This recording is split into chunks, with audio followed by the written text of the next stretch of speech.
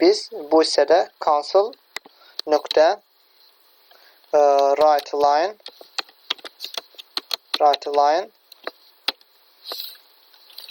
yazırıq və dırnaq şələ arasında qeyd edə bilərik ki, B bərabərdir.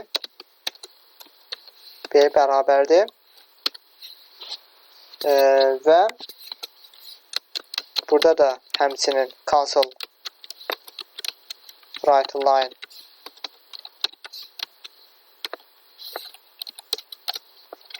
daxil edirik. Burada da həmçinin yazırıq D bərabərdir.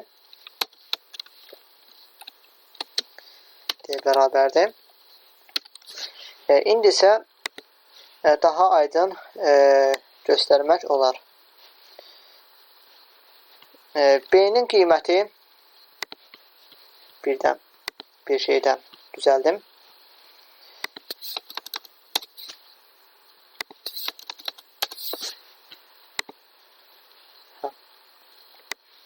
B-nin qiymətini özümüz daxil etməliyik. 6.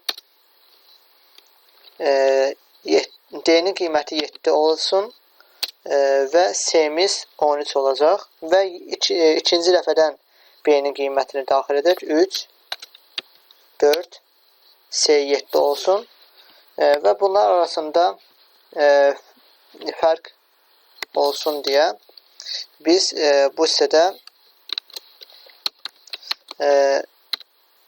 xəttdən istifadə edək. Yəni adi bir xətti daxil edək ki, arasında xətt olsun. Yəni dövrün sayına əsasən proqram işlədilsin, yəni saya bilək. Yəni aralarında xətt olsun ki, fərqləndirə bilək. 6, 7, C 13-dür. Bu birinci dövr. 3, 8, 11, 3, 5, 8, 6, 7, 13 və 8, 9, 17, 9, 7, 16, 8, 3, 11, 1, deməli nə qədər oldu? 1, 2, 3, 4, 5, 6, 7, 8-ci daxil edirik. 1 üstəgəl 2, 3, 3. Deməli, burada bizə səhv verəcək. Çünki aşağı düşdüm. Əlim erişdi enterə, aşağı düşəsi oldum. Və ona görə də bizə bu əməliyyatda da səhv verəcək. Yəni, yadınızda saxlayın ki, hər hansı bir console write yazanda əlimiz irişsə ki, aşağı düşürük. Deməli, həmin proqramda səhv fikirləşəcək. Əgər